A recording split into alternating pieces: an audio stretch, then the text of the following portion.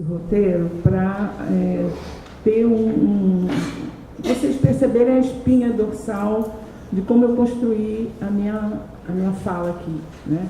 Na verdade, eu até escrevi um texto, mas eu não vou ler o texto porque seria assim muito monótono, né? Seria uma forma assim um pouco cansativa de eu falar. Então, eu fiz esse pequeno roteiro e a partir daí vocês vão acompanhar melhor. Bom, não sei se a Natália já está vindo, né? Eu vou me apresentar antes, porque, na verdade, no curso de História da Arte, eu não sou propriamente historiadora da arte, né? A minha formação é num campo da filosofia, né? Eu fiz toda a minha formação acadêmica nessa área, e na área da educação também, e com trabalhos de mestrado e doutorado na área de estética, pós-doutorado também na USP na área de estética. Então, a minha relação com a arte vem desse trânsito, né? E de uma relação pessoal também de contato com artistas, inclusive com a produção também, o envolvimento com a produção de arte.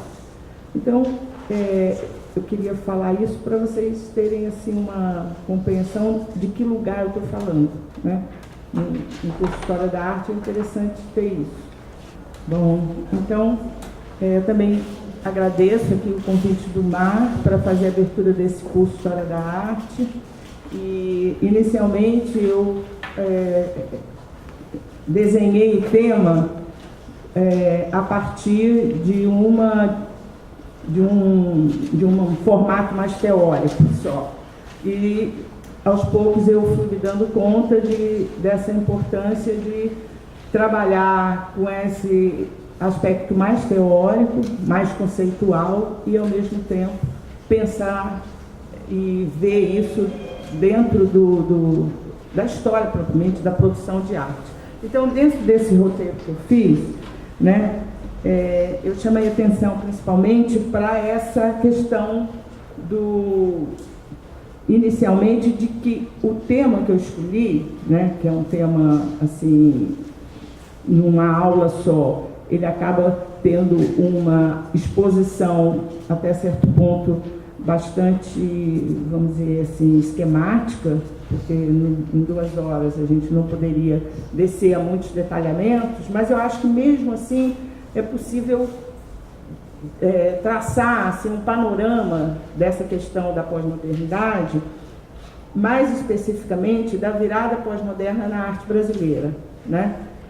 E ao lado disso eu acabei achando interessante ver as ressonâncias dessa virada na produção do Cláudio Paiva, né? Como que a gente, para as coisas não ficarem assim tão fragmentadas, né?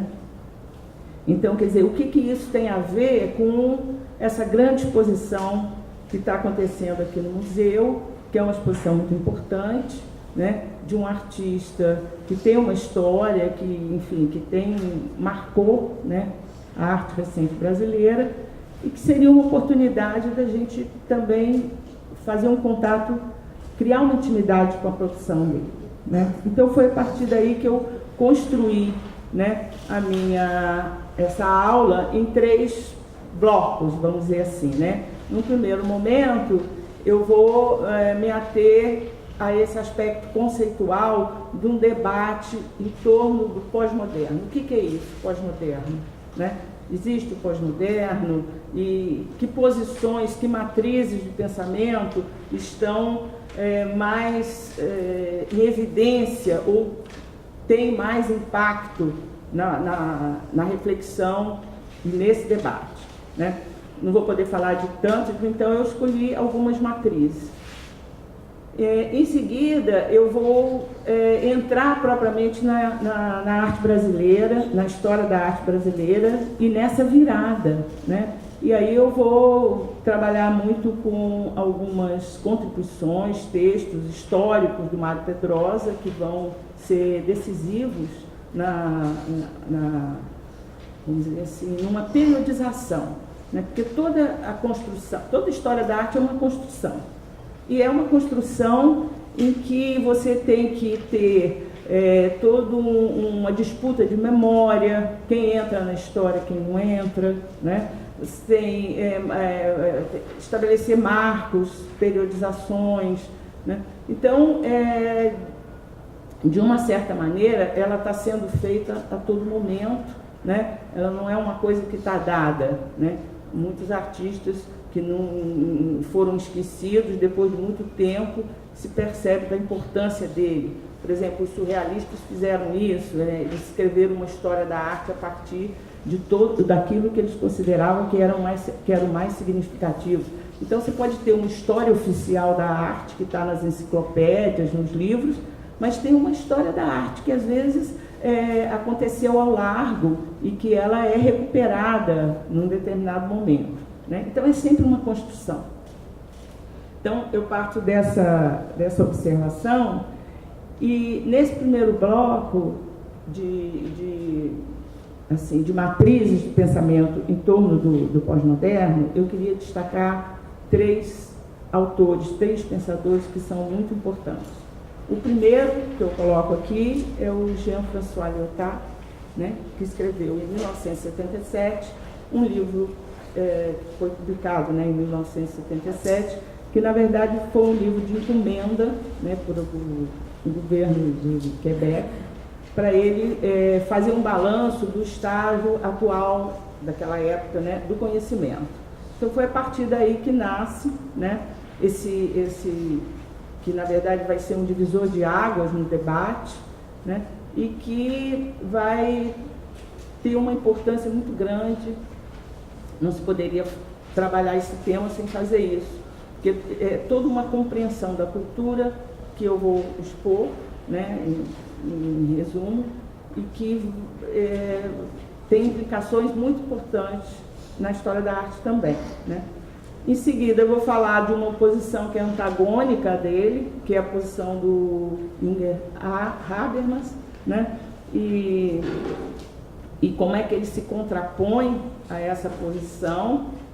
E uma outra posição, que sobretudo na história da arte brasileira, ela tem muita aproximação com as posições, por exemplo, do Mário Pedrosa, que é a posição do Jameson, né? O Frederick Jameson, que é um acadêmico, um intelectual americano, que escreveu muito sobre essa questão da pós-modernidade, enfim, tem várias obras sobre isso. Então, no segundo bloco, eu vou falar, né, das questões brasileiras e depois me remeter mais ou menos na sequência que está aqui nesse resumo que vocês receberam. Então, falando primeiro desse debate, como é que o Lyotard entende a pós-modernidade? O que ele diz que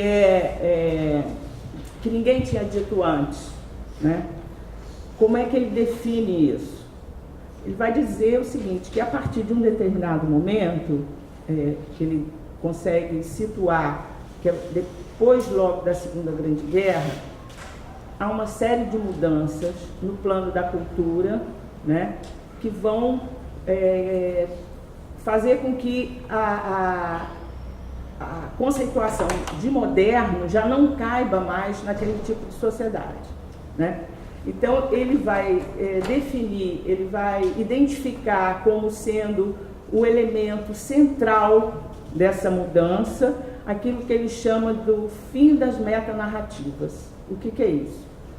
É o fim de um tipo de discurso que pretende falar do mundo, das coisas, numa perspectiva de totalidade, né? Então, é o discurso clássico da filosofia, né, de uma visão de mundo que é construída, né, num plano mesmo teórico, e que esse tipo de discurso, desde que existe, vamos dizer assim, uma razão, um conhecimento, né, ele deu sustentação, né, ele legitimou tanto a ciência quanto a arte. Né? A arte, sobretudo a partir do século XVIII, né, com a estética como uma disciplina filosófica, ela vai ter uma importância muito grande na legitimação da arte. Então, é um tipo de discurso que vai ter um papel central. O que ele diz é o seguinte, olha, esse tipo de discurso, para legitimar, ele declinou, ele não tem mais, vamos dizer, credibilidade, né? Porque isso veio sendo corroído por outras linguagens, sobretudo pela linguagem da informática. E tudo que não puder ser traduzido na linguagem da informática é uma coisa que morreu, do ponto de vista da cultura, né? Então, mesmo que esse discurso sobreviva, né, porque ainda existem filósofos, toda uma posição filosófica, ela vai sobreviver de uma forma que é meio assim como as línguas mortas sobrevivem, né? Como se você pode estudar grego, latim ou hebraico, mas, quer dizer, você está falando uma língua que não tem mais circulação, né? Então, essa é a visão vamos dizer, do Lyotard. Então, o que acontece do ponto de vista da linguagem? Ele vai dizer que a gente vive numa sociedade com essa questão da linguagem ser transformada, né? A gente vive num mundo onde a gente tem uma série o que a gente tem na comunicação humana são vários tipos de enunciados, né? Para a gente se comunicar, a gente tem vários tipos de enunciados. Então, a gente tem enunciados descritivos, a gente tem um tipo de enunciado expressivo, que pega a questão do campo da arte. E esses enunciados, eles têm as suas próprias regras, né?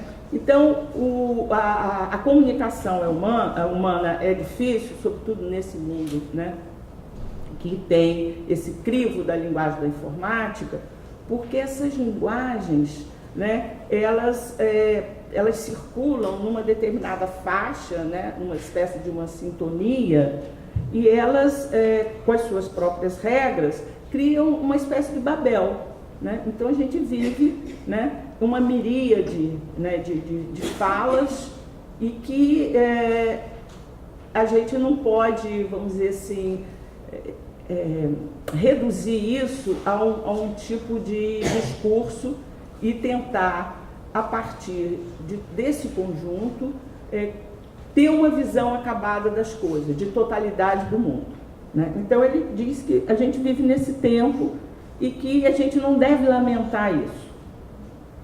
E aí ele faz essa observação por uma série de motivos, né? Então não se deve lamentar essa passagem, né? Essa virada na cultura que aconteceu, né? Então, quando ele fala isso em 1977, ele está, vamos dizer assim, pensando em todas as esferas da cultura, né? Bom,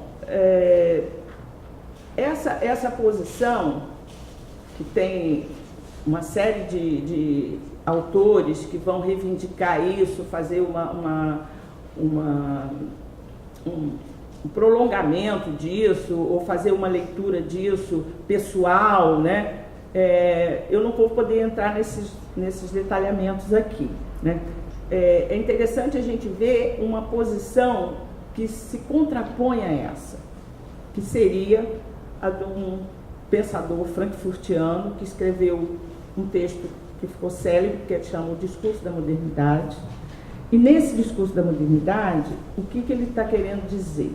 Ele diz o seguinte, que as mudanças que ocorreram, né, nos últimos anos, né, tomando esse marco que o Lyotard faz, elas não foram suficientemente profundas e significativas a ponto de exigirem que se dê a esse período, vamos dizer assim, pós-Segunda Guerra, uma outra denominação, que se descolhe esse momento de um momento anterior, do moderno, né?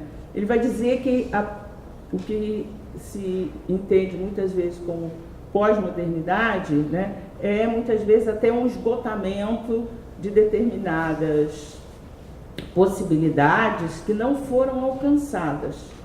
Então ele diz o seguinte: o que foi a modernidade de um ponto de vista de cultura enquanto projeto? Né? Ela está centrada na ideia, num projeto, o projeto moderno, ele se resume no projeto iluminista. O que é um projeto? O que foi o projeto iluminista? Que dá sentido ao que a gente está chamando de moderno, que se expressou, por exemplo, no texto que é esclarecimento do Kant, é a ideia de emancipação humana, né, de autonomia do sujeito a partir da razão.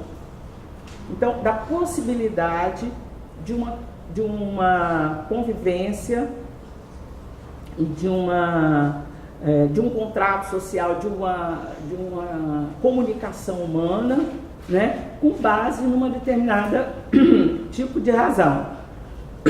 Só que ele vai dizer que não é um modelo de razão que se pensava no século XVIII. Tá? Esse modelo de razão, ele não dá conta da comunicação e da resposta para as questões do nosso tempo, né? Então ele vai pensar um outro modelo de razão, né, em que está fundado numa tentativa de relacionar esferas diferentes que foram separadas, inclusive separadas de um ponto de vista teórico. Que esferas são essas? Que ele está falando da esfera cognitiva, a dimensão da ciência, da construção do conhecimento em geral, a esfera moral, onde você constrói enunciados que propõem, né, normas de vida que possam viabilizar as sociedades humanas, e a esfera estética. Então, essa razão, ela não pode trabalhar dissociando todas essas esferas que fazem parte do humano. Quando a gente escolhe alguma coisa, ou uma profissão, ou toma uma atitude na vida, isso não está... o cognitivo, o estético, o expressivo, eles não se descolam, ainda que possa ter a predominância de um. Então, essa compreensão de uma razão fragmentada, fraturada, ele vai falar que ele vai propor um outro modelo de razão, né? Reafirmando a ideia dos gregos da razão como alguma coisa que se constrói também. A razão não é uma coisa inata, né?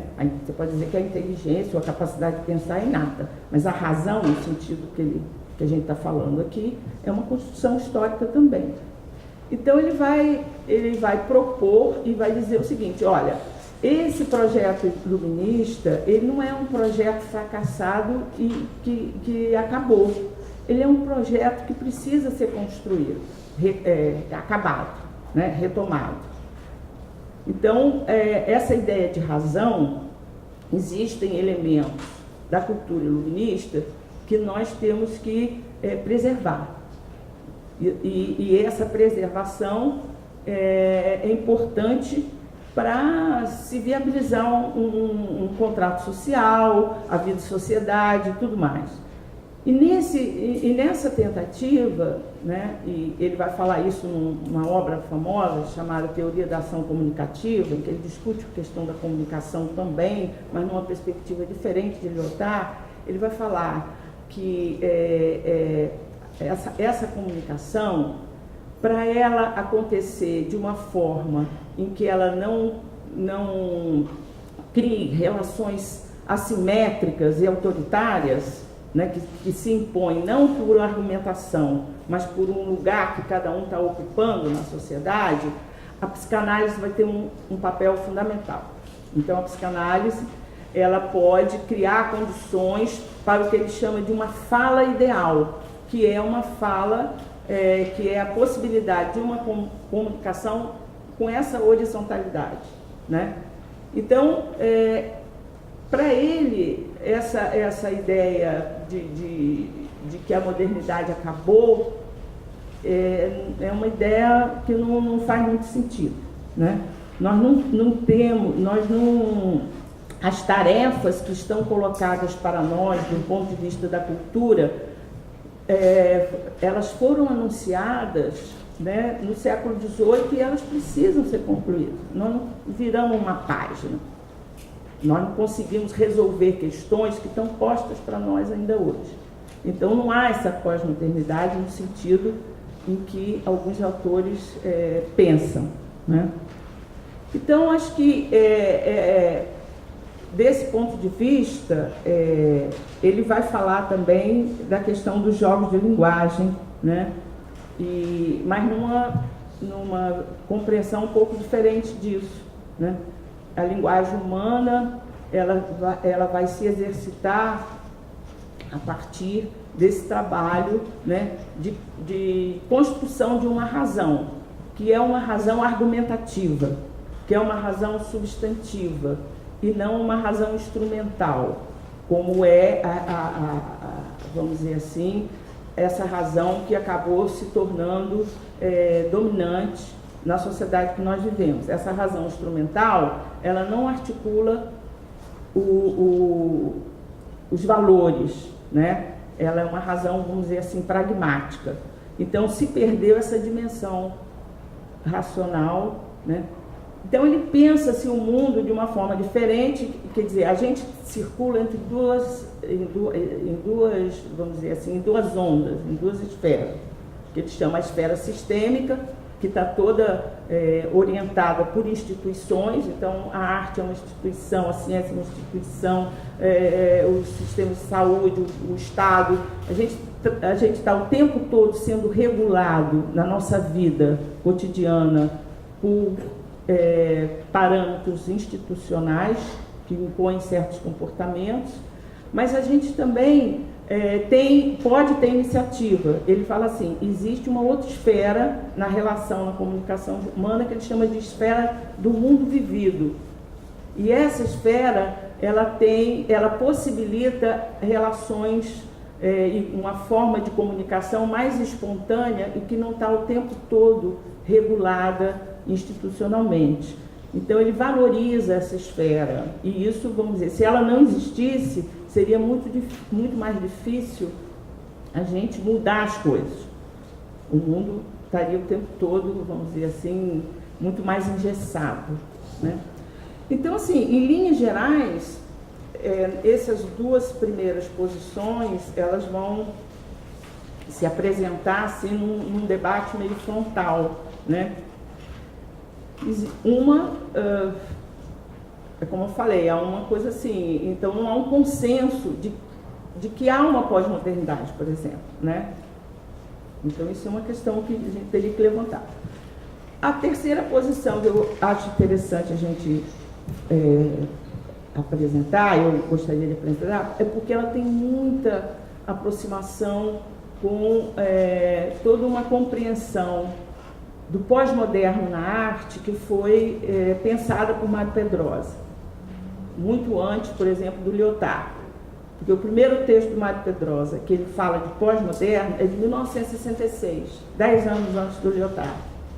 E é quase 20 anos, né, antes do próprio Jameson, que vai fazer aquela série de conferência, né, no museu lá do Whitney, nos Estados Unidos, em 1982. E o texto vai ser publicado em 1984. Então, isso também essa diferença assim, do tempo é interessante a gente perceber e entender por quê, a partir de que a Pedrosa vai falar isso. Mas antes, vendo um pouco a questão do Jameson, como é que ele fala, existe o pós-moderno? Ele vai dizer, sim, existe o pós-moderno. As transformações no capitalismo, esse fenômeno da globalização gerou uma cultura muito diferente, né? A gente não pode pensar, vamos dizer assim, a partir dos anos 60, 70, 80, que a vida, o modo de viver, o modo de produzir conhecimento, o modo de sentir, até a questão da subjetividade é a mesma. Não, isso mudou. O mundo mudou. O mundo mudou de uma forma tão assim, profunda que faz sentido falar de pós-modernidade. Então, o Jameson ele vai ter uma posição clara a esse respeito, ainda que ele, do ponto de vista teórico, ele quer recuperar essa categoria de totalidade, né, a partir de uma leitura que ele faz do Lukács, que o Lyotard diz que é o marco da passagem do moderno para o pós-moderno, né? Então ele vai também se contrapor, em alguma medida, ao Lyotard, ainda que ele diga que há pós-modernidade. Então vocês estão vendo que a coisa é um pouco, às vezes, complicada. Tem pós-modernidade, mas não é o fim das metanarrativas, por exemplo, que ele está querendo dizer, né? Então o que seria a pós-modernidade? Ele vai construir essa ideia de pós-modernidade incorporando a contribuição de 3 autores, principalmente. O Ernest Mandel, que é um economista, né, e que vai falar dessa etapa do capitalismo avançado. Ele vai incorporar isso, que eu não vou me deter nisso aqui agora, né, mas é um capitalismo que opera de uma forma industrial, inclusive produzindo subjetividades de uma forma industrial. Ele vai incorporar elementos do Baudrillard, né, que é um francês que vai pensar uma série de questões aí da modernidade e tudo mais. E ele também incorpora, uma série de contribuições da cultura, né, que estão, vamos dizer assim, servindo como uma referência mais empírica para os textos dele, né, e que também não daria para a gente ter uma visão assim muito detalhada disso, né. Então, essas 2 articulações que ele faz vão fundamentar toda a análise que ele faz, por exemplo, do cinema, da literatura. Ele escreveu muito sobre as diferentes manifestações de arte, né? As artes visuais, né? E ele vai dizer o seguinte: olha, existe a pós-modernidade e o que seria, vamos dizer, determinante, né? É uma virada que ele vai dizer que tem a ver com a economia. Ela é uma virada econômica. O capitalismo muda, ele passa a ser um capitalismo de corporações, né? As grandes corporações que estão aí criando, né,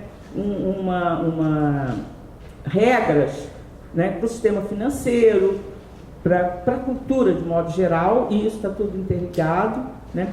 Ela é uma virada, o pós-moderno é uma virada tecnológica, né? Tem uma questão realmente da informática e tudo mais. É uma virada epistemológica. A construção do conhecimento, ela mudou, inclusive por conta da questão da linguagem, e ao mesmo tempo estética, porque a subjetividade humana, ela é produzida de uma outra forma. Então, a forma como a gente constrói a sensibilidade, ela muda. Que é um tema que, por exemplo, ele incorpora muita coisa do Walter Benjamin, por exemplo, que vai falar isso em vários textos, mas, por exemplo, no texto A Obra de Arte, na época da sua reprodutibilidade técnica, ele fala muito disso, da questão da percepção. Como é que a gente percebe e que a gente vê as coisas? Quando ele vai analisar a questão do cinema, né? E que ele está muito interessado em perceber o que mudou na nossa percepção a partir de um determinado momento, e que determinadas linguagens elas vão ser decisivas nesse processo, né? Então, quando ele pensa o cinema, toda a polêmica dele com Adorno sobre isso, né? O Jameson, ele é muito culto, né? Ele conhece bastante, por exemplo, a Escola de Frankfurt, leu Habermas, leu todos esses autores, e muitos consideram que quem construiu, assim, por exemplo, o Perry Anderson, né? Que é um estudioso também da pós-modernidade, ele vai considerar que quem realmente respondeu melhor a essa questão, com mais profundidade, foi o Jameson. Então, dito isso, é interessante a gente ver o seguinte, que algumas coisas que estão, às vezes, esboçadas em Mário Pedrosa, ele já vai retomar, Lógico que ele não retoma a partir do Marco Pedrosa, nem da leitura do Marco Pedrosa, mas enfim, há uma afinidade muito grande entre eles. Então ele vai dizer, por exemplo, que essa separação entre alta cultura e cultura de massas também é um fenômeno típico do pós-moderno, né? E que é alguma coisa que o Mário Pedrosa já falava sobre isso, né? Que a gente poderia rastrear em vários textos dele referências a isso, que não há mais um estilo, né? Em vários textos do Mário Pedrosa que ele fala isso. Então é interessante a gente perceber que talvez por uma formação próxima e pela afinidade com determinados autores, a gente pode fazer essa relação entre os dois, né? Bom, então, assim, nesse primeiro bloco, eu poderia falar mais coisas, mas, enfim, eu acho que, de uma forma um tanto esquemática, dá para a gente perceber três visões diferentes, né, que estão ainda sendo referência nesse debate do moderno e do pós-moderno. Nessa questão da virada, uma coisa que eu acho interessante reforçar, que o Jameson fala, que eu acho que tem muito a ver, que é muito importante, porque diz respeito, na época que ele fala isso, talvez isso não tivesse passado despercebido, mas ele vai dizer uma coisa que eu acho que essa corrosão da subjetividade, que seria alguma coisa, quer dizer, o fim do sujeito, como Foucault fala e tudo mais, essa corrosão da subjetividade, ela inviabilizou, ela cria dificuldades por aquilo que os clássicos chamavam de um contrato social, de uma vida na sociedade que é possível a partir de um pacto, de um contrato, né? E ele vai dizer, muito precocemente, que isso, no extremo, isso levaria ao terrorismo. E o que a gente vê na nossa época é realmente o crescimento do terrorismo. Então, há toda uma análise assim, das implicações sociais, políticas, né, desse fenômeno de corrosão, que é muito interessante e que o Baudrillard também trabalha muito com isso, né? Vários textos, livros dele que ele fala sobre isso. Então, acho que é um debate que, em muitos pontos, ele nos atinge de uma forma muito direta, né, das questões do nosso tempo, né? Então, assim, fazendo um cortezinho, assim, para não me deter muito mais nisso, e eu acho que é importante, a partir do Jameson, fazer essa ponte com a arte brasileira e com o Mário Pedrosa, né, que foi um dos primeiros intelectuais a usar essa expressão, né, dizendo que alguma coisa estava acontecendo na arte que a gente não podia falar mais de moderno, tinha alguma coisa. E ele também vai tentar, eu até queria ressaltar assim, 3 textos que até estão publicados naquela coletânea Mundo, Homem, Arte em Crise, da Perspectiva, né? Se vocês forem fazer uma triagem ali, vocês vão encontrar, principalmente em 3 textos dele, uma referência muito importante, muito direta a essa questão do pós-moderno. Um texto é de 1916 e chama Crise do Condicionamento Artístico. Nesse texto, há várias passagens importantes em que ele vai explicar por que se mudou, por que a gente tem aí um divisor de águas na produção, né? Depois, um texto de 1967, em que ele fala Crise ou Revolução do Objeto. E um texto de 1968, você vê que a coisa está crescendo, né? É todo um amadurecimento, é todo um desenvolvimento de uma ideia, né? Ela vai ganhando mais consistência, mais substância. né? Então ele vai falar naquele texto sobre o Porco Empalhado ou os critérios da crítica, ele também vai se referir ao pós-moderno, né? Tem outros textos, mas esses textos eu destaco, se depois vocês quiserem aprofundar e ler esses textos, eu acho que vocês vão ter assim, muito mais elementos para perceber isso, as sutilezas dessa discussão, como ele faz, né? Então, todo mundo sabe que Mário Pedrosa, ele foi um crítico de arte que teve um envolvimento com a produção, com os artistas, né? De uma maneira assim, uma intimidade. Ele marcou, né? Não se pode nem imaginar, sem a presença dele como crítico, né, se haveria, vamos dizer assim, essa virada que eu estou chamando da pós-moderna,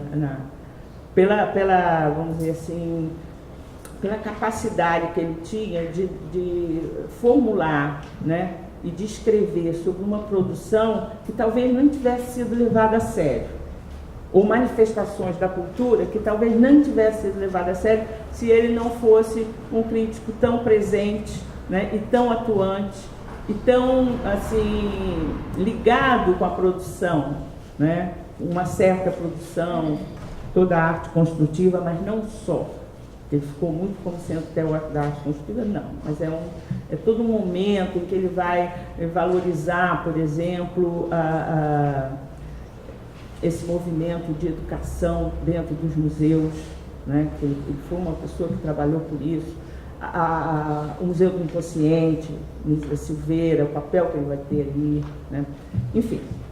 Então, uma presença muito marcante, né, na cultura, e quando ele fala assim, qual seria aquele ponto em que a gente percebe que tem essa virada da arte brasileira, né? Em que momento? O que aconteceu na arte que a gente fala assim, olha, a coisa agora, isso aí é um divisor de águas. Ele vai falar que que ele chama da dissolução do objeto. A dissolução do objeto.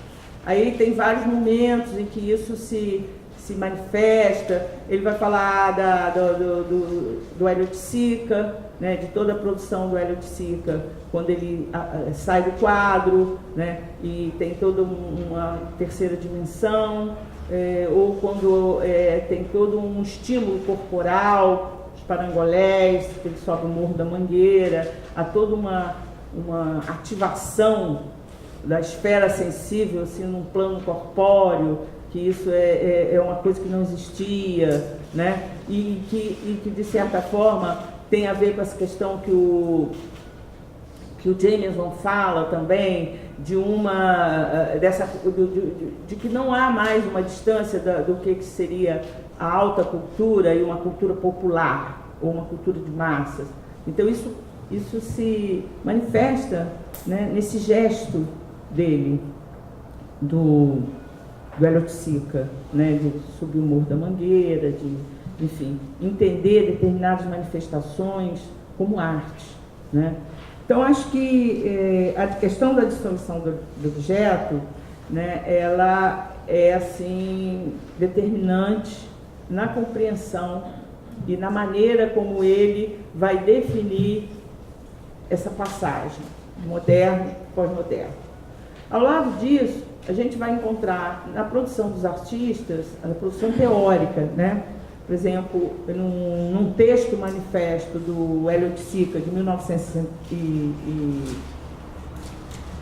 que é a Declaração de Princípios de 67, que é a Declaração de Princípios Básicos da Vanguarda, né? Esse texto do Hélio de Sica, que outros artistas assinam junto com ele vai ser muito importante para definir uma posição da arte brasileira e do que seria essa vanguarda brasileira e da relação com a arte do mundo, a arte internacional, né?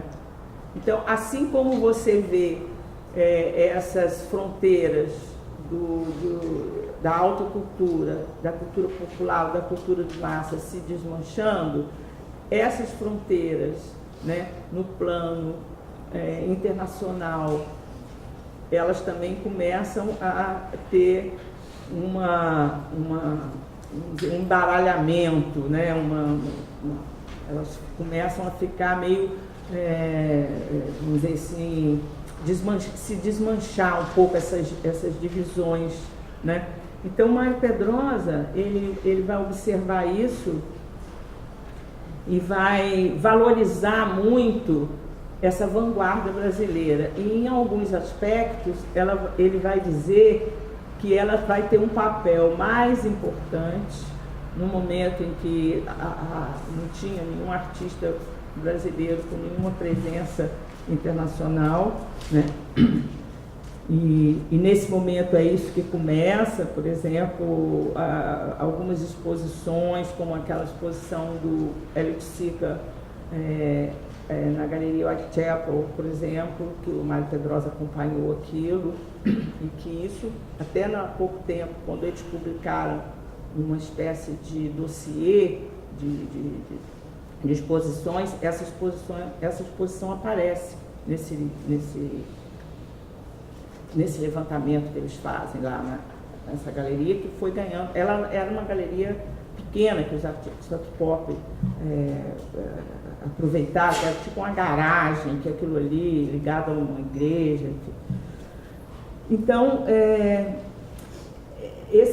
essa presença e essa importância da arte brasileira, quer dizer, ela tem alguma coisa a dizer ao mundo, né? Nós estamos na periferia do mundo, mas nós temos alguma coisa a dizer, nós temos um tipo de vitalidade na nossa produção que é fundamental. E Mário Pedrosa, como ele era um cidadão do mundo, uma pessoa que circulava internacionalmente, até a formação dele, desde jovem, né? Com 16 anos, ele foi estudar fora, ele viveu talvez mais tempo fora do Brasil do que aqui no Brasil. Então ele vai ter uma compreensão assim muito maior, né, do mundo, né? Então essa compreensão de que alguma coisa que se produz na periferia, ela tem uma vitalidade maior, ele vai dar vai sacar isso assim muito rapidamente, né? E vai tentar mostrar porque que tem a ver inclusive com essa coisa assim de não existir um mercado aqui. Quer dizer, então, se por um lado isso ao mesmo tempo a institucionalidade é muito frágil, porque os museus eles têm pouco recurso, né? Há pouco investimento nesse campo. Por outro, isso também não engessa, às vezes, tanta produção e as pessoas podem se sentir mais livres. Ou não, né? Pode ser também. Quer dizer, no caso, ele vai falar de determinados momentos, de uma produção que surge na periferia e que tem um papel fundamental, né? Então, no caso do Brasil, ele vai destacar muito, né? O Hélio Sica, Lígia Clark, todos os artistas, os concretos, né? O concreto, toda a arte construtiva, ele dá uma ênfase muito grande a isso, né? E até um determinado momento, né? E isso vai estar muito próximo de toda uma compreensão do que seria o pós-moderno, que depois vai aparecer na produção do Jameson, né, que também é um intelectual importante, né? Então, acho interessante a gente perceber isso, porque até para poder entender esse problema da circulação da produção de arte no mundo, né? Como é que ela circula, quais são vamos dizer assim, o que fica inscrito numa produção e como isso mudou de uns tempos para cá, né? E que já havia um sinal disso. Bom, todo mundo sabe, a partir de um certo tempo, o Mário Pedrosa foi muito crítico das vanguardas, tanto das vanguardas que ele dizia, chamava às vezes de pseudo-vanguardas, né? Fora do Brasil e dentro do Brasil. Década de 80, quando ele volta do último exílio, ele tem uma posição muito crítica a isso. Tanto que ele vai falar da arte indígena e tal, fazendo um contraponto a uma produção que tinha perdido a vitalidade, né? Aquela vanguarda dos anos 60 e tudo mais, ela tinha perdido a vitalidade. Mas não vou entrar muito vamos dizer assim, nessa questão, não. De qualquer maneira, é importante a gente perceber que há toda uma produção, as pessoas estão pensando, né, questões que têm uma importância muito grande, seja para a vida, de modo geral, para a cultura, no sentido mais amplo, né, e para a produção de arte também, né. Então, eu estou tentando fazer um caminho que, assim, eu saio de um plano assim, muito geral, teórico, né, de um debate muito amplo, vou tentando pegar a arte brasileira, né, num determinado momento em que essa virada pós-moderna acontece, né, e assim, me detendo mais especificamente na produção de um artista, no caso do Cláudio Paiva, né, o que a gente poderia entender, em que medida isso está conectado ou não com essa virada, até que ponto, né? Quer dizer, minha intenção não seria provavelmente classificar, ele é moderno, ele é pós-moderno, não é isso. Quer dizer, existe uma, vamos dizer assim, uma história da arte, né? Que se constrói na produção, que se constrói no debate, enfim, que se constrói a partir de uma série de situações que não tem a ver só com a arte, mas que tem a ver com a cultura de uma maneira geral, né? E então, assim, não teria assim nenhuma intenção de falar disso tentando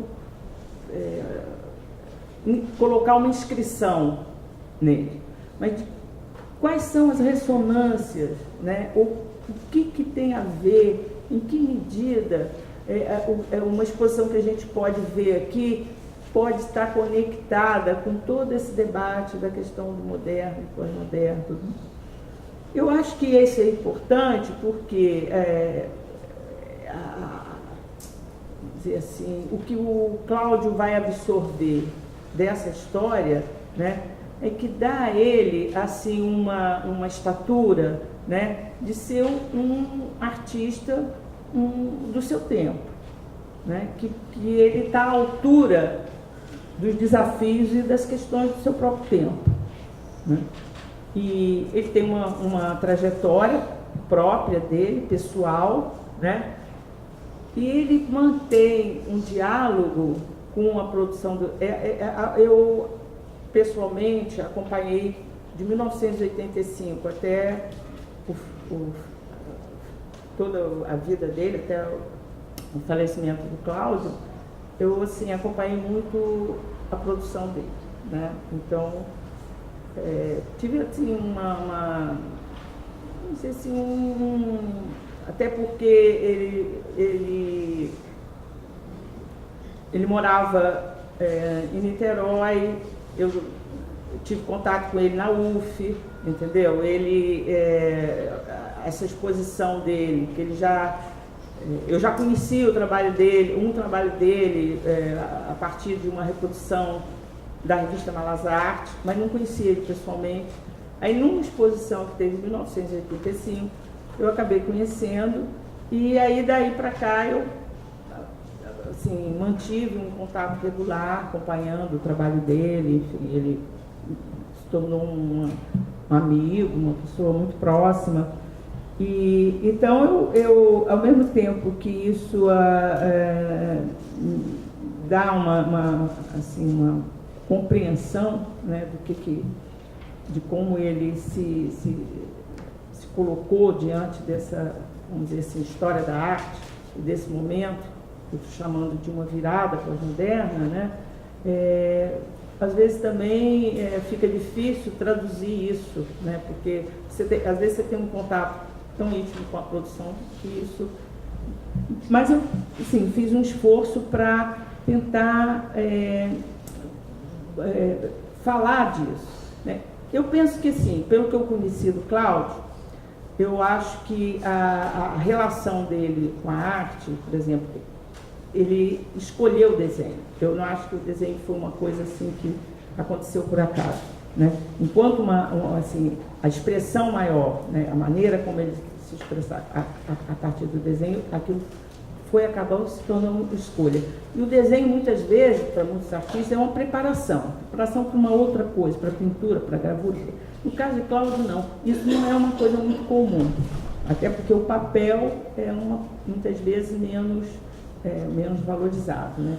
Então ele já teve assim um caminho em que ele até usava uma expressão assim: o desenho é a arte mais guerrilheira, né? No sentido assim de que é preciso um embate com o sistema de arte, e nas condições de produção que ele tinha, que eram muito precárias, né, o desenho dava a ele condições de um embate numa situação de menos desvantagem, né? Então, o próprio desenho, né, é interessante que eu falo aqui nesse roteiro que eu dei para vocês, da ressignificação do objeto, né? Por que eu estou chamando disso? Que lá na exposição a gente pode ver, né? É interessante porque a impressão que dá é que essas instalações de bolso, e quem deu essa denominação para esse tipo de trabalho foi Luiz Alfonso, que é um artista contemporâneo dele e tudo mais. Essas instalações de bolso é como se os desenhos tivessem, a partir de um determinado momento, ganho assim, uma alma, ou que se pudesse desenhar com qualquer coisa, né? Ou que se pudesse fazer uma apropriação de um objeto e dar a ele uma outra dimensão. E eram sempre objetos assim, muito simples, muito precários, barbantes, um pirulito, uma barra de sabão, uma gilete, um pedaço de pão, um algodão. Então,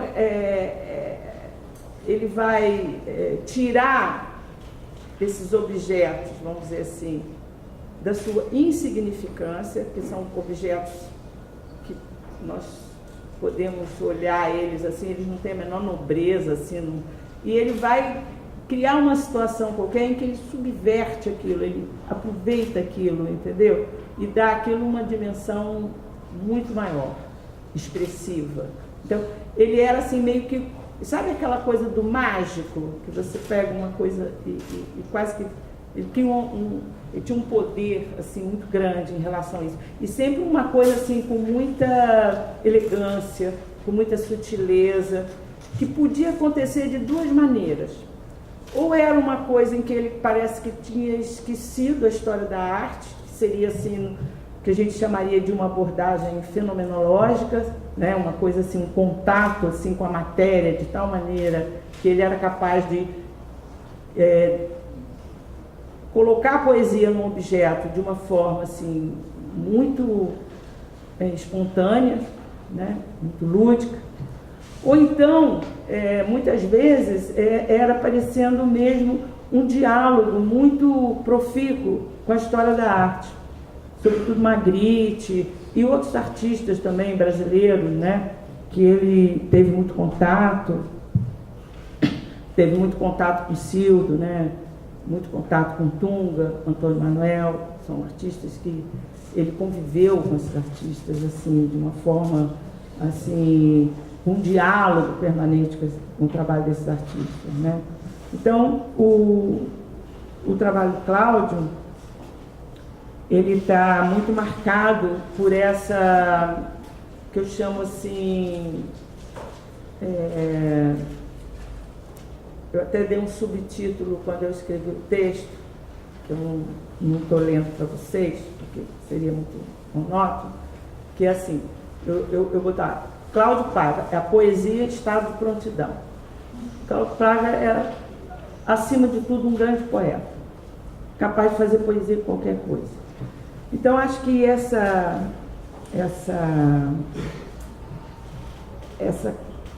e a condição assim, precária de produção do trabalho dele, ainda que muitos amigos tenham tido um papel muito importante nisso, para criar condições para ele trabalhar, quer dizer, com toda essa dificuldade, ele teve assim um rigor do ponto de vista de uma exigência no plano da linguagem, no trabalho, que é alguma coisa admirável, né? E essa questão mesmo de um diálogo com a vanguarda está muito presente, né, no trabalho. Eu não queria me referir assim, a conversas, né, dele. Por outro lado,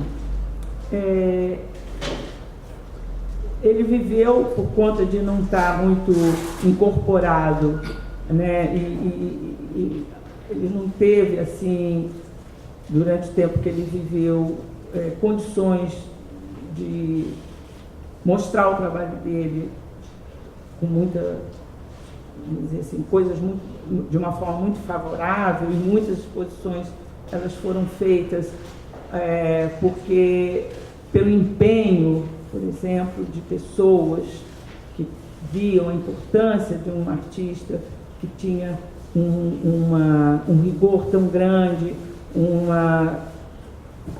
dizer assim, uma permanência tão grande numa linguagem, no caso do desenho, e uma força expressiva tão grande nessas instalações de bolso, né, que acabou se podendo preservar. Então, acho que essa exposição aqui ela é muito importante nesse sentido, né, porque nunca se fez uma exposição tão grande dele como essa que a gente está vendo aqui, né?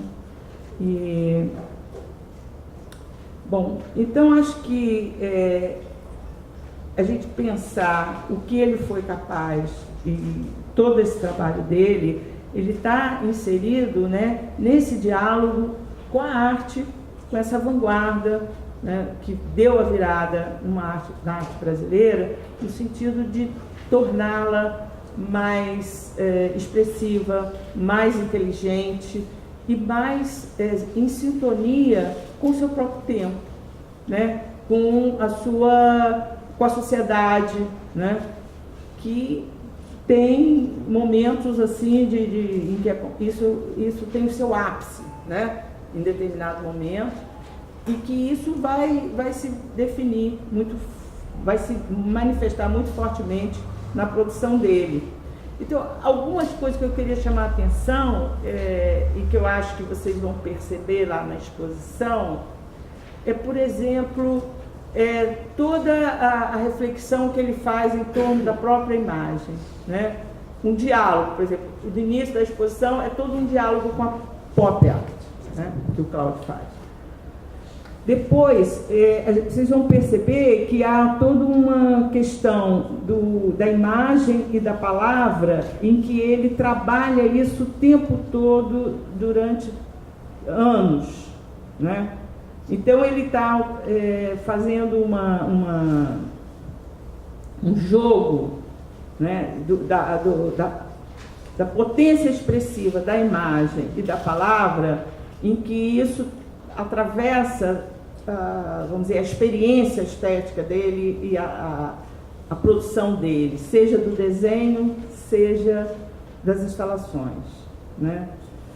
E como que isso se manifesta? Vocês vão observar, por exemplo, que o título que ele vai dar a muitos trabalhos, ele nunca dá um título ilustrativo para um trabalho. O título é sempre, vamos dizer assim, um desafio, e é uma forma de não rebaixar a imagem à condição de ilustração e vice-versa, né? Então, acho que isso, por exemplo, é como se um potencializa o outro. A palavra potencializa a imagem potencializa a palavra. Então, elas têm quase que uma coisa independente, entendeu?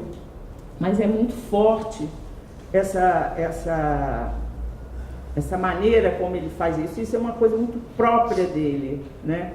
Que a gente às vezes encontra um pouco em Magritte, por exemplo, né? os títulos, por exemplo, das pinturas de Magritte, né? A gente já observou isso, né? E que pode passar despercebido, mas é um reforço, né? Um cuidado a mais em não banalizar a linguagem, em dar a ela uma dimensão poética cada vez mais elevada, né? Então, acho que isso é uma coisa assim, tão assim, forte no trabalho do Cláudio, que é interessante não deixar isso assim despercebido. Muitas vezes ele punha o título no canto do desenho, né? E se você tirar isso, ainda que essas coisas não estejam assim meio que fazendo ele não é propriamente uma coisa complementar, elas têm meio que quase que uma independência, mas ao mesmo tempo é como se elas tivessem uma afinidade muito grande, né? Isso acaba sendo muito assim para a produção de um modo geral, dá um certo humor, um certo lirismo, um certo, vamos dizer assim, uma certa leveza para o trabalho, que é muito interessante, né? Eu tenho muitas cartas que o Cláudio me escreveu. Ele escrevia, botava no correio, enfim. Eu guardei essas cartas e algumas passagens eu acho que são muito interessantes para a gente ter, dar a dimensão da consciência que ele tem do próprio trabalho, né? E isso é uma coisa muito forte na vanguarda, né? Por exemplo, você vai ver os textos, os próprios artistas produziam textos, assim, como Hélio de Sica, Lígia Clark e tudo mais. Então, quer dizer, eu acho que há uma marca, né? O Cláudio, ele não escreveu um texto assim para divulgar numa revista de arte sobre o próprio trabalho, né? Mas, por exemplo, se eu fizer uma triagem nos textos que eu recebi dele, a gente percebe claramente como que ele tem uma reflexão, como que ele tem uma consciência do próprio trabalho, né? E ele vai falar assim, ele usa expressões, por exemplo, que ele se refere às vezes ao trabalho dele como um brinquedo sério, né? Em que eu acho que isso dá toda a dimensão da liberdade que ele tinha quando ele vai se apropriar desses objetos e ressignificar esses objetos, que isso é muito próprio da brincadeira da criança. A criança transforma qualquer coisa num brinquedo, ela dá expressão a qualquer coisa. Então, ele é uma coisa meio mágica, né? Qualquer coisa, um pedaço de madeira pode virar um carro, qualquer coisa, essa liberdade. Então, eu achava interessante a maneira como ele falava assim, para mim isso é um brinquedo sério, né? E que cabe muito bem na relação que ele vai ter com todo esse material do trabalho dele e tudo mais, e que eu acho que essa consciência é uma coisa própria de um certo artista, né? Que está muito ligado a esse momento dessa virada pós-moderna no Brasil, né? E a preocupação em ter essa consciência, né, do próprio trabalho, né? Que não é ainda que você tenha um diálogo com a crítica especializada ou com outros artistas, né? Você tem que compreender de que lugar você fala e exatamente qual é o alcance e a importância do que você está produzindo, né? Eu acho que isso é uma coisa que se coloca para um artista contemporâneo, né, com muita força, né? Ele, ao mesmo tempo, ele pode ser curador, ele é crítico, ele escreve, ele tem consciência. Então, acho que isso é muito marcante, muito forte, né, na experiência do Cláudio, no trabalho dele, na trajetória dele, né? Assim, não sei, eu teria assim mais algumas coisas que eu poderia falar, mas talvez seja mais interessante também até perceber alguma coisa da exposição e não, vamos dizer assim, fazer tantas observações que já direcione tanto o olhar das pessoas para a exposição. Eu não queria fazer comentários que talvez, acho que alguns comentários são interessantes para a gente também, né, o olhar ficar mais atento para coisas que poderiam passar despercebidas. Mas até, ao mesmo tempo eu não acho assim, não quero descer assim a outras pormenores numa leitura e tudo mais, que possa também tirar essa descoberta, né, esse contato íntimo que cada um tem que fazer com a produção de um artista, né, para poder acontecer o que é a fruição, né?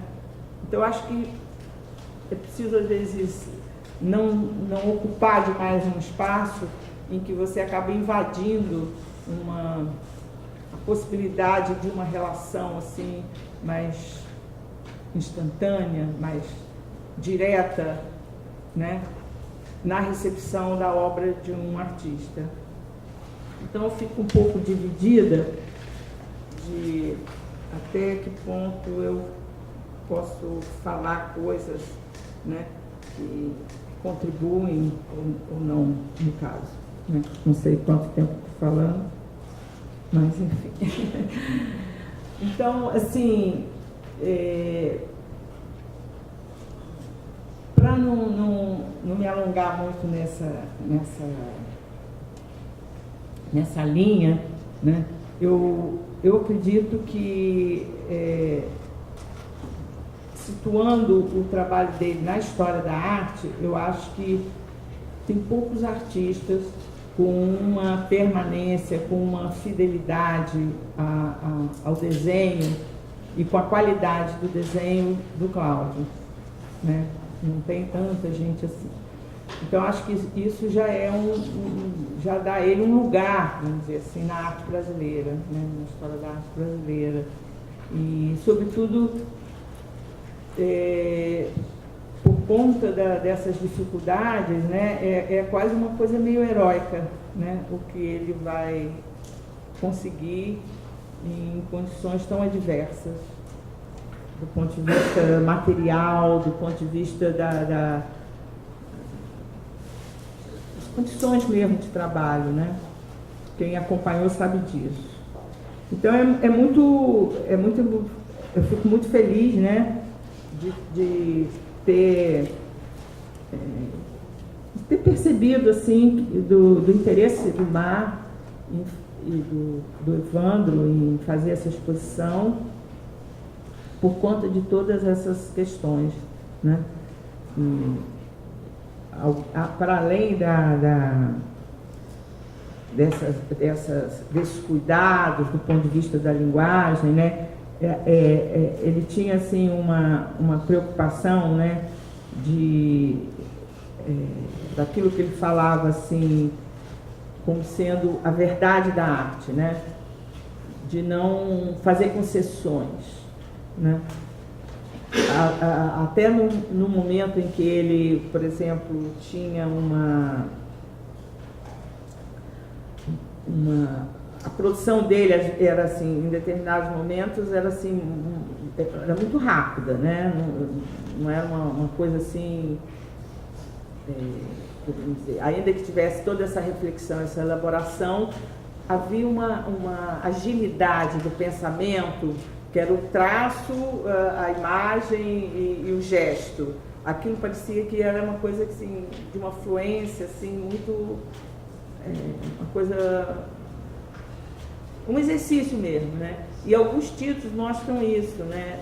Um permanente exercício, né, que vai se manifestar numa preocupação com essa coisa da poesia no plano da linguagem, da palavra e da imagem, fazendo o tempo todo esse jogo, né? Então, é interessante observar nos títulos esse caráter, né? Assim, lúdico, poético, de liberdade na questão da palavra, e como que acaba, como eu falei, uma coisa potencializando a outra, né? Então, assim, acho que, para não me deter mais assim num detalhamento que pode não ser, talvez, interessante num momento anterior ao contato, não sei se as pessoas aqui já viram a exposição. Não? A maioria não viu?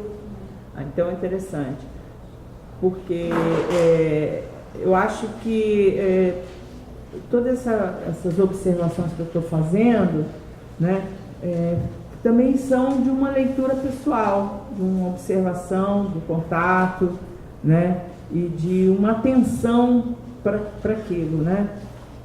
E uma coisa que eu também acho muito, muito legal, assim, que eu via muito na maneira dele trabalhar, é a capacidade de prestar atenção naquela coisa do pormenor, sabe? No detalhe. Até tem uma expressão do Vargo, quer dizer, Deus mora no pormenor, né? Aquele cineasta Eduardo Coutinho gostava muito de falar também. E que isso é muito forte no Cláudio, né? Aquela coisa assim, sabe? Aquela sutileza assim na relação com todo o material do desenho, isso era uma coisa muito forte. Eu acho que, chamando a atenção para isso, porque na hora que vocês virem determinados desenhos, vocês vão ver que, assim, é uma coisa assim, tem uma força, às vezes um ponto, entendeu? Uma vírgula, tem o lugar em que aquilo ele coloca aquilo, vai ganhar assim uma importância muito grande. Então, quem acompanhou um pouco e percebia aquele humor também, né? Havia um certo humor, um humor muito sutil, e que também eu acho que aparece na produção dele, né? Enfim, a minha tentativa aqui foi um pouco fazer um caminho meio concêntrico, em que eu vou para um círculo maior e vou diminuir do círculo, e conexões que não são assim muito visíveis a olho nu, né? O que uma coisa tem a ver com a outra, o que isso tem a ver com o pós-moderno, o que o pós-moderno tem a ver com esse mundo que a gente vive, ou até com coisas que estão acontecendo, tipo terrorismo, tipo, sei lá, uma degradação do meio ambiente, ou tipo a falta de diálogo em determinadas esferas, né? Então, acho que no campo da arte é possível se trabalhar essas coisas que são muito delicadas de você perceber sem se dedicar um pouco a isso, de uma reflexão que às vezes é bastante demorada e que exige uma certa paciência, né? Então, assim, a minha formação no campo, assim, propriamente da história da arte, ela é muito fragmentada e muito lacunar, porque ela vai se dar a partir, assim, de contatos com artistas, com a produção, né? Não é a minha área, eu canalizei minha vida, assim, muito no campo acadêmico, né? De trabalhos, isso deixa a gente com alguns vícios e tudo mais. Mas, assim, é sempre bom esse contato, porque é uma forma também de eu buscar falar de outra forma, né? Se eu não estivesse aqui, por exemplo, eu provavelmente estivesse nos espaços que eu costumo, assim, circular, eu estaria lendo, por exemplo, uma coisa, e Então, para mim também foi um desafio tentar pensar essas questões e me comunicar de uma outra maneira, que não é a maneira que eu costumo fazer assim com tanta frequência, né? Mas, enfim, foi dessa forma que eu achei possível aceitar o convite do MAR, né? E tentar dizer alguma coisa, né? Falei, bom, o que eu tenho a dizer? Se é que eu tenho alguma coisa a dizer no curso de História da Arte, né? Então, eu achei importante passar um pouco da minha própria experiência no acompanhamento do trabalho, né, do Cláudio, e uma feliz oportunidade de compartilhar uma visita à exposição, né, dentro de um curso, né. No início eu não achei que eu ia fazer um pouco isso. Depois eu achei que era melhor fazer dessa forma e até certo ponto, será que eu não vou forçar um tanto a barra para fazer uma estrutura dessa natureza, né? Falar de coisas tão gerais no início, depois entrar um pouco na história da arte e ao mesmo tempo aportar assim numa produção especificamente, né? Enfim, foi um caminho que eu inventei, que eu achei que talvez dessa forma eu pudesse contribuir de alguma maneira para uma leitura de uma exposição que eu acho que é uma exposição muito importante. Então é só isso que eu tenho que dizer.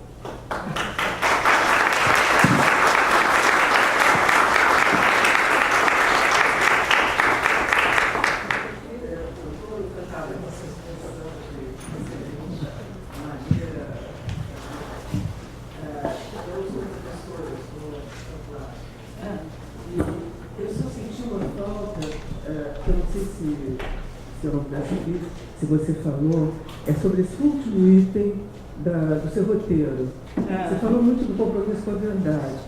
A questão da mercantilização. A gente sabe que os artistas dos anos 70 tinham com o mercado uma relação completamente diferente que hoje se tem, né?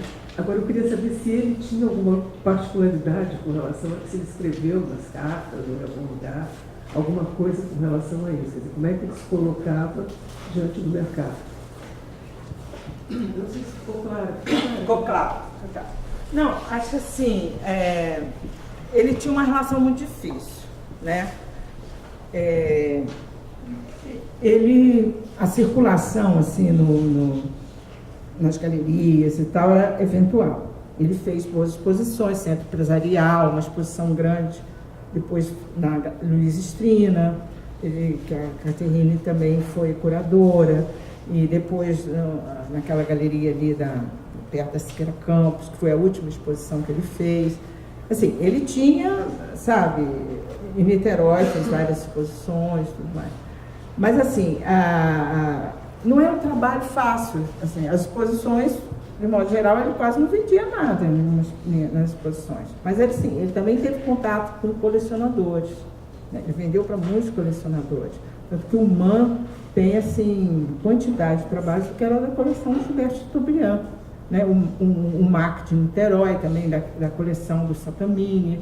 Muitos colecionadores, ele procurava e tal, mas era uma coisa muito difícil. Ele ia, por exemplo, às vezes, vou vender 2 trabalhos, aí vendia, assim, 5 trabalhos por aquilo que ele achava que seria o valor de um trabalho, entendeu? Mas, enfim, de alguma maneira se preservava o trabalho dele e era uma maneira do trabalho ficar num lugar. Mas, assim, não era... a energia dele era muito mais para fazer o trabalho, né? Essa etapa, assim, de como esse trabalho vai circular, ou viver do próprio trabalho, é uma coisa muito difícil. Ele viveu, assim, muito modestamente, entendeu? Com muitas dificuldades, limitações, né? Então, assim, ele não tinha aquela coisa assim, o mercado, eu quero fazer uma exposição. no sentido de um lugar assim, no mercado, entendeu? Com uma pessoa que está preocupada com isso. Era mais uma preocupação do trabalho, de mostrar o trabalho, que isso faz parte. Essa consciência assim, de que é possível mostrar, mas ao mesmo tempo ele queria muito preservar. Ele fala da importância da solidão, né? Para ele, que a solidão para ele também era um alimento. Quer dizer, ele teve muitos problemas psiquiátricos também, né? Muitas internações, né, em hospitais psiquiátricos e tudo mais. Isso também gerava uma série tinha consequências, né, do ponto de vista do ritmo do trabalho dele, entendeu? Então, é uma vida, vamos dizer assim, que tem um lado bastante trágico, né? Ele pagou um preço alto por uma certa coerência, por uma certa atitude, né, de respeito, né, e de uma relação com a arte muito verdadeira, entendeu? E de não querer fazer concessões, né? Pagou um preço. Então não foi uma vida fácil. Eu queria falar um pouco, lembrar um pouco do Mário Pedrosa, né? Que é um crítico, um autor, que a senhora comenta bastante na sua apresentação. Eu estava lendo sobre Antônio Bandeira, e em 1945 ele faz uma exposição aqui no Rio de Janeiro, a primeira exposição. Então, o auge da exposição dele é a grande aceitação que o Mário Pedrosa faz sobre essa exposição. Então, a partir daí, ele começa a ser considerado e visto pela crítica, que não era muito grande também, os espaços não existiam muito. Mas, ao mesmo tempo, o que o Antônio Bandeira expõe aqui no Rio, ele ainda não era um modernista, né? Ele ainda não era um abstracionista. Ele chega com o seu trabalho ainda um pouco pós-impressionista, né? Como ele começou. E o Pedrosa faz uma crítica dizendo que ali tem um grande artista. E fica sabendo que ele, ano seguinte, já vai... Então ele foi muito rápido, as passagens dele pelo Rio foi um ano, e ele, no ano seguinte ele já vai para Paris. E o conselho que ele recebe do Pedrosa é o seguinte, isso escrito, né? Que eu espero que ele não entre nessa tendência de abstracionismo que está em grande voga na Europa, que ele permaneça com a arte dele. E na sequência a senhora fala da entrada do Mário Pedrosa, vamos dizer assim, no pós-modernismo. Então ele teve uma mudança de visão, ele teve uma adaptação. O que aconteceu com aquele homem que não queria que um artista vindo do Ceará se transformasse num abstracionista? E depois ele passa a trabalhar de forma contundente, de forma muito forte, essa nova tendência artística, modernista ou pós-modernista, enfim, o que seja. A senhora tem conhecimento disso, essa passagem do Mário Pedrosa, dessa coisa toda? Olha, eu até escrevi um livro sobre Mário Pedrosa, né, em que eu falo disso, exatamente. Que é o seguinte, o Mário Pedrosa, a trajetória dele é muito interessante, porque ela é uma trajetória extremamente coerente, mas ela não é linear, vamos dizer assim, entendeu? Mário Pedrosa, ele tinha, no início, como crítico, nos anos 30, quando ele estreia como crítico, ele está muito ligado a uma preocupação de uma arte que tenha essa discussão entre o conteúdo e a questão política. Ele está muito focado, né, Então, assim, ele toma como referência, assim, do ponto de vista da produção, aqueles neo-expressionistas, aqueles expressionistas alemães, né? Aqueles gravadores, né? Então ele toma aquilo como um modelo, né? Inclusive ele vai ser muito crítico do impressionismo. O impressionismo, ele vai dizer que o impressionismo foi uma arte assim, que talvez o início da decadência da arte, assim, é impressionante, né? Se fizer um levantamento dos textos dele, mas depois, na década de 40, quando ele vai para os Estados Unidos, e sobretudo a partir do contato com o Calder, ele muda. Toda a produção dele, assim, a compreensão dele dessa relação entre a questão ele vai perceber que esse debate sobre forma e conteúdo é uma coisa totalmente superada, que a questão não passa por aí, né? Então, anos 40, ele inclusive está morando nos Estados Unidos, né? Ele vai se dar conta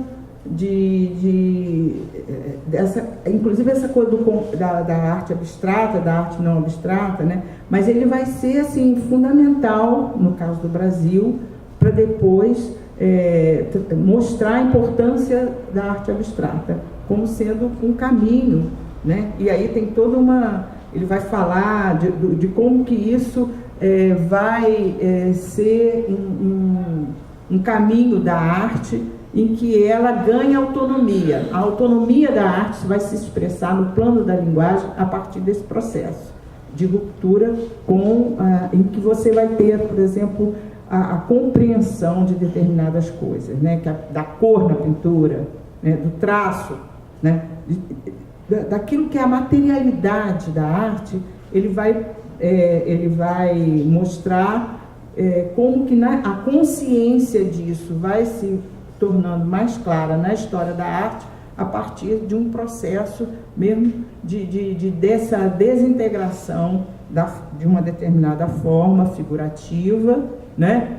E levando isso ao extremo, você tem aquele momento que vai ser a ruptura com o pós-moderno e que é o abandono até, que é o próprio corpo como suporte de toda da expressão, né?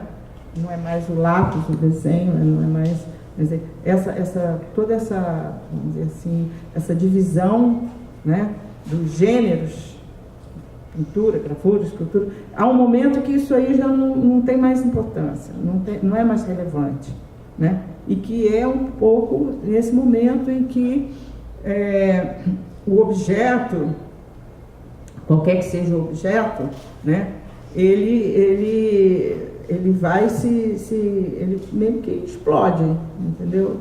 E a arte está no corpo, a arte está no gesto, a arte está no movimento.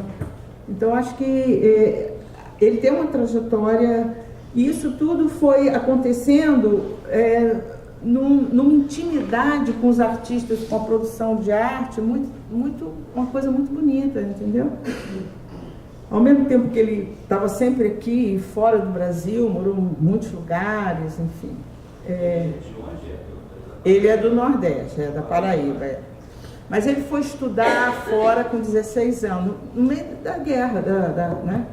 Ele nasceu em 1916, no meio da Primeira Guerra Mundial. Ele estava, a volta dele para o Brasil, uma coisa assim, meio epopeia, né? Porque o navio que ele voltou, por conta a guerra foi ficando mais, né, a situação lá foi ficando mais difícil, né? Então essa volta dele foi uma volta complicada, porque o navio quase que foi atingido, enfim, tem mil histórias. Mas enfim, ele desde novo, ele também, isso foi importante na formação dele, né? Essa olhar o Brasil de fora, né? Você começa a ter uma visão muito melhor. Não, eu acho que é uma visão, vamos dizer assim, menos provinciana, né? Você é cidadão do mundo. Ele, ao mesmo tempo que ele tinha uma relação forte com o Brasil, com a cultura, com tudo mais, ele era um homem, ele era um internacionalista, de um ponto de vista político também, entendeu? Ele teve uma militância política, assim, o tempo todo, né? Você fez uma espécie de biografia dele? Não fiz uma biografia dele. É importante falar sobre isso, né? Foi um grande militante. Ele era marxista, ele atuou, né? Não, desde os anos 30, levou um tiro na Praça da Sé, naquela coisa do integralismo, com aquela, né? Dos grupos fascistas, né? Que agora até tem uma volta do neofascismo no Brasil, mas enfim. Nos anos 70, refugiado do Chile, No Chile. Não, mas nos anos... Não, em 1928, olha só, em 1928, ele sai do Brasil para um congresso, ele ia para a União Soviética. Aí ele está na Alemanha, inverno rigoroso, ele fica com uma pneumonia e não pode ir. Aí ele entra em contato com toda a vanguarda, né, que estava já surrealista, né, mas que já tinha rompido, Pierre Naville já tinha rompido com Breton, com não sei o quê. E ele muda, né, ele deixa e ele aí entra na oposição de esquerda, né, que já a oposição ao Partido Comunista, ao marxismo ortodoxo, tudo que vai ser a posição dele até o resto da vida, né? Então ele vai fazer essa mudança, essa virada, né? E aí, quer dizer, ele o tempo todo ele está numa discussão com essa vanguarda, né? Com esses Breton, Pierre Naville, os surrealistas e todos os artistas, Miró, enfim, ele tinha um contato com os artistas, porque viveu lá nesse período, né, e acaba ficando lá. E aí ele vai participar também, depois da guerra, nos anos 40, né, ele participa de todo o debate que o Breton faz, quando vai para o México com Trotsky, ele acompanhou aquilo tudo. Então ele tem essa militância, né, e ao mesmo tempo ele vai ganhando uma compreensão da arte, né, que ele perde aquele tipo de cobrança do artista como sendo alguém que tem que falar do vínculo, né, de toda uma relação, assim, do ponto de vista da linguagem, em que você tem que ser, vamos dizer assim, muito direto no seu compromisso com determinadas classes, vamos dizer assim. Ele percebe que a coisa passa por uma outra via, né, o compromisso do artista com a verdade, enfim. Então, acho que é um caminho bem interessante do Mário Pedrosa nessa discussão. Acho que ele disse que tenha, não sei. Não teve. Não. Essa questão dele partidário, eu acho que dá muita coerência no que ele escreve. Toda a escrita dele é muito coerente, é muito clara e muito objetiva.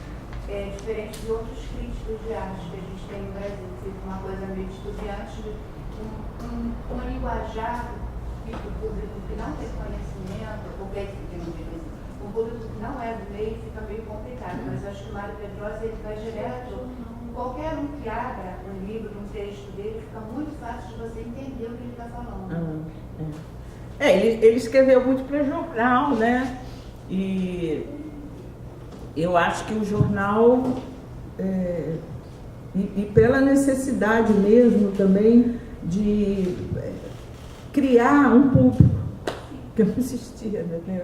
Então esse embate que ele faz e essa coisa do compromisso, né, com determinadas, vamos dizer assim, correntes que foram todo um debate que teve da questão da arte abstrata no Brasil, tudo que ele foi fundamental, né, para colocar o debate no outro patamar, né, e que havia muito também aquela coisa de uma cobrança, de um nacionalismo que ficava meio, assim, muito provinciano, né, e isso a partir de uma determinada exigência, né, de uma arte brasileira, que é uma coisa um fantasma que volta e meia aparece, né, e que apareceu depois, por exemplo, na época dos festivais, com a música, né, aquela coisa das guitarras e tal.